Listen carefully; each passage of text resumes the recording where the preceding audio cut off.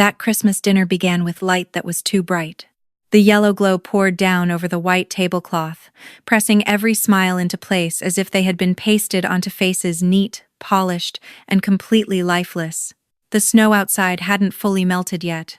It clung to the front steps in a thin, stubborn line of cold, as though winter itself refused to leave my parents' house. I arrived earlier than usual. Grace walks slowly when she's tired, and I didn't want her to feel rushed in her own grandparents' home. No child should have to hurry just to be tolerated. Grace settled into the chair by the window, her knees drawn together as if she were trying to fold herself into something smaller. I placed her wheelchair beside her, adjusting it carefully so she could reach it whenever she wanted without asking. It was a small gesture, but in that room, it felt like a declaration. My mother noticed the wheelchair before she noticed her granddaughter. "Is that going to stay there?" she asked lightly, as if she were commenting on a pair of muddy shoes.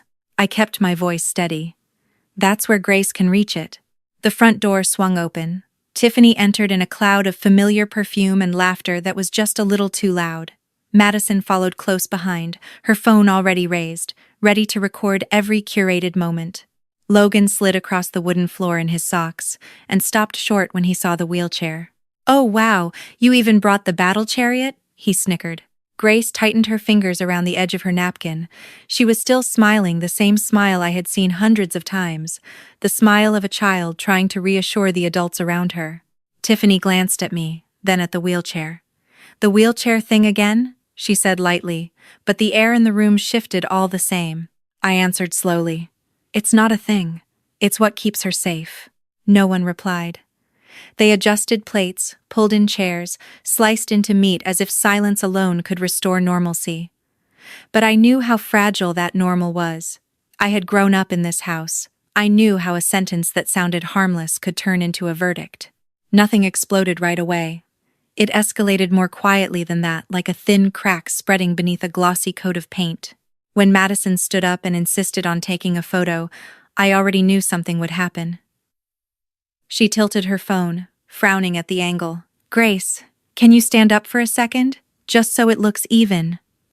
Her voice was honey-sweet. Grace gave a small shake of her head. "I can't." Two simple words, and yet they were enough for Tiffany to set her fork down hard against the plate. The sharp metallic sound rang out like an accusation. "Can't," my sister repeated, her lips curving. "Or won't." No one asked her to stop. "We've all seen her walk," Tiffany continued, louder now, as if she were speaking on behalf of truth itself. "She just likes the attention." I felt Grace's hand tremble beneath mine. She was calculating whether to stand up to prove she wasn't lying, or stay seated to protect a body that had been exhausted all week. A 12-year-old should never have to make that choice. Then, Logan stood up. He circled behind Grace, toward the wheelchair still parked beside the table like a quiet lifeline. "Let me fix that," he said, his voice bright with the kind of innocent pride that can turn cruel without knowing it. Before I could step forward, he had already grabbed the handles. I said his name, once, sharp, but Logan pulled. The wheelchair rolled away, its wheels scraping against the wooden floor with a dry, hollow sound. It didn't stop until it bumped into the buffet cabinet behind him, out of Grace's reach. I saw that moment more clearly than anything else that night, her hand lifting instinctively, fingers stretching into empty air, her breath caught halfway in her chest, her eyes searching for what had just been taken, as if the floor beneath her had turned into deep water. "Stand up," Logan laughed. "Let's see you walk." No one moved fast enough. Tiffany didn't stop her son. My mother didn't rise from her chair. My father stayed seated, his hand flat on the table, his back rigid, suspended somewhere between keeping the peace and choosing what was right. The room was too bright, so bright I could see every tremor in my daughter's body. And when Grace swallowed, preparing to hurt herself just to make it all stop, I knew if I stayed silent one more time, I would lose more than a Christmas dinner. I didn't shout. I didn't argue either. Something strange happens when you grow up with your truth constantly twisted. You learn not to waste energy on arguments whose endings have already been written. I had grown up in this room. I knew exactly how this would go. They would turn my reaction into overdramatic. They would turn Grace's tears into a performance. So I stood up, slowly. I walked behind my daughter and placed a hand on her shoulder. Not to restrain her, just so Grace would know I was there. Beneath the thin fabric of her dress, I could feel her heartbeat fast and shallow, like a small bird trapped inside a cage. "Don't," I whispered, low enough that only she could hear. Then I took out my phone. The gesture was so small no one noticed at first. Tiffany was still talking, her voice steady, almost instructional, as if she were presenting an obvious truth. If she can take a few steps, then she clearly doesn't need that thing. We keep indulging her, and that's why I opened the starred contact I had saved months ago. My fingers didn't shake. I had been told to do this if the day ever came when they forced Grace to prove herself. The call began to ring. Once. Twice. The room was still filled with the soft clatter of silverware, chairs shifting, the tired sighs of adults who just wanted everything to stay peaceful. Then the screen lit up. A face appeared calm, professional, entirely separate from my family. Those eyes looked straight at us. No avoidance, no compromise. "Hello, Natalie," the voice came through, clear and steady. "I'm listening." Tiffany froze mid-sentence. Logan stared at the phone as if he had just realized the game came with different rules. My mother straightened in her chair. I placed the phone on the table, right in front of Grace, like setting down an invisible shield between my daughter and every accusation in the room. "Hello, doctor," I said softly. "They think she's pretending." And for the first time that night, the silence no longer belonged to them. "Hello," she said, her eyes going straight to Grace before briefly sweeping across the other faces in the room. "I'm Grace's physician." The way she pronounced my daughter's name, slow, clear, respectful, made my throat tighten. In this room, that name had just been used like an accusation. On that screen, it was spoken like a fact. Tiffany let out a thin laugh. "Oh, this is a bit dramatic, don't you think?" "We were just joking." The doctor didn't react to the laugh. "Is the wheelchair currently within the patient's reach?" she asked. No one answered. "I'll respond," I said. "My sister's son pulled it away." A brief pause. When she spoke again, her voice was level and cold. "Put it back, now." It wasn't a request. It wasn't a suggestion. Logan looked at his mother. Tiffany didn't look back at him. After a second, he quietly stepped forward and pushed the wheelchair back into place. This time, the sound of the wheels against the wooden floor didn't screech with triumph. It sounded like acknowledgement. "Grace," the doctor's voice softened. "Can you hear me clearly?" "Yes," she answered quietly. "You haven't done anything wrong." I watched Grace's shoulders lower, as if someone had just lifted a backpack that had been far too heavy for far too long. Tiffany cleared her throat. "But I've seen her walk. She can stand for a few steps." "Yes," the doctor replied immediately. "There are days she can take a few steps, and there are days she cannot. Fluctuation is part of this condition." She paused, then continued more slowly, using her best moments as evidence against her. "That isn't logic. That's cruelty." I looked around the table. No one was smiling anymore. My mother held her glass of water but didn't drink. My father stared down at the table, as if the pattern on the tablecloth had suddenly become impossibly complicated. "Removing her wheelchair from her reach is not a joke," the doctor continued. "It is the removal of her safety." Tiffany opened her mouth, then closed it again.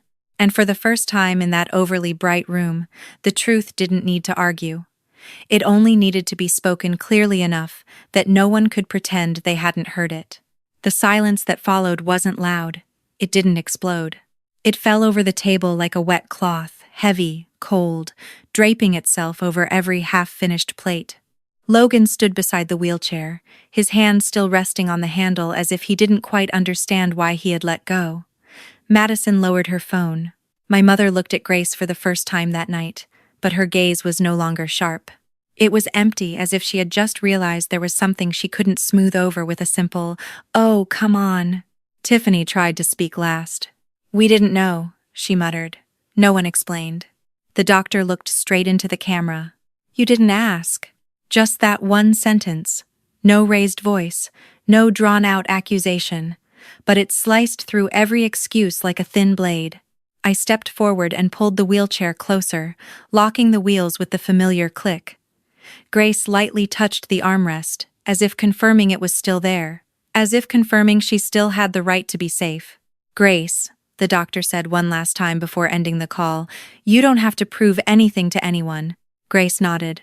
A very small nod, but enough for me to know she had heard. When the screen went dark, the room returned to its overly bright yellow light. But something had shifted. Not that they had suddenly become better, not that the dinner had turned warm, only that the truth now sat in the center of the table, impossible to slide aside like an unwanted plate. I didn't offer a closing statement. I didn't ask for further apologies. I simply bent down to Grace's level. "Let's go home," I said. My father stood, as if to stop me. "Nat, not tonight." I pushed the door open and stepped outside. The cold air hit my face sharp and honest. Behind me, the house was still glowing with light. But for the first time, I didn't feel like I was walking away. I was leaving a place that had chosen not to stand up when my daughter needed them most. The next morning, my phone buzzed non-stop, as if last night had only been a rough draft that now needed to be edited into the right tone. Tiffany was the first to rewrite it. In the family group chat, she posted a long message, neat, structured, almost like a press release. Natalie called a doctor on Christmas night, just to embarrass everyone. It was an innocent joke. She exaggerated everything. I read each line slowly, not because I was surprised, but because the way the story had been flipped felt painfully familiar. My mother added her part. "We were only worried about Grace. No one meant any harm." In this house, concern had always been a beautiful coat used to cover denial. Denise typed, stopped, deleted, typed again. In the end, she sent only one short sentence. "It wasn't funny." My father wrote, "Everyone needs to calm down." Tiffany replied immediately, "Exactly. Natalie needs to calm down." I looked at the screen, then over at Grace sitting on the living room floor, coloring in her sketchbook. Her wheelchair was right beside her, untouched, unmoved, no permission required to reach for it. She let out a soft laugh at her own drawing, her shoulders no longer curled inward like they had been the night before. The story they were telling wasn't about understanding. It was about protecting pride. I typed a single message. "A medical professional asked you to apologize to Grace. If you're still calling it a joke, then you learn nothing." Tiffany sent a laughing emoji. I didn't respond again. I went into the settings and muted the group chat.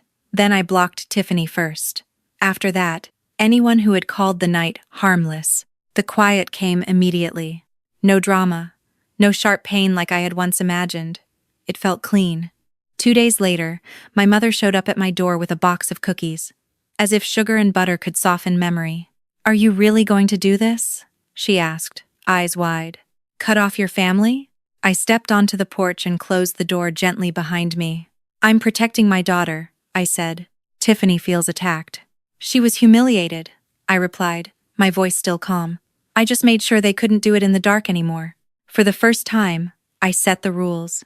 If they wanted to see Grace, they would respect her. No comments, no doubt, no disguised concern. And if they couldn't do that, they would not step across this threshold. My father stood behind my mother, silent. Then he gave a very small nod. And I understood something clearly. Boundaries are not meant to punish anyone.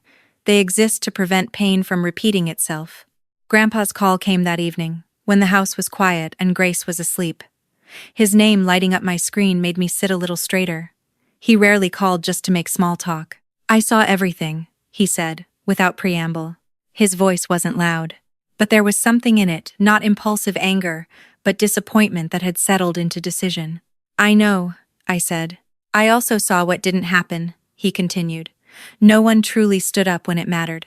I leaned back against the hallway wall and closed my eyes for a moment. He was right.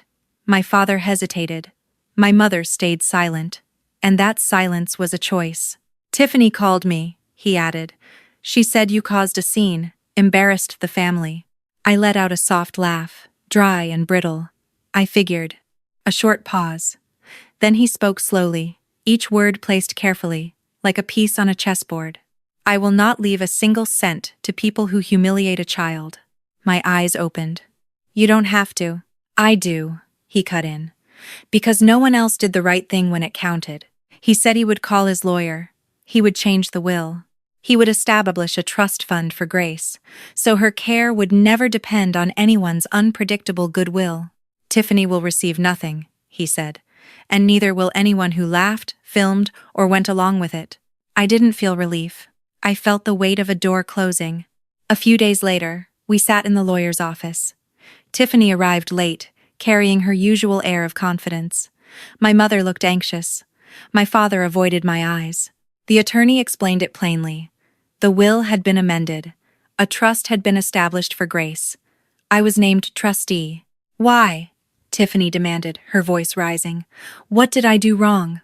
Grandpa looked straight at Tiffany. You humiliated a child and called it a joke. No one laughed. He signed his name, his handwriting steady. And in that moment, the control Tiffany once carried so easily in family rooms it no longer held. Not because of the money, but because someone had finally chosen to stand on the side of the child. A year later, Grandpa's funeral took place on a pale gray morning. There was no drama, no arguments. Just brief embraces and condolences spoken softly, as if everyone was afraid of breaking something else. Tiffany stood a few steps away from me. We didn't look at each other.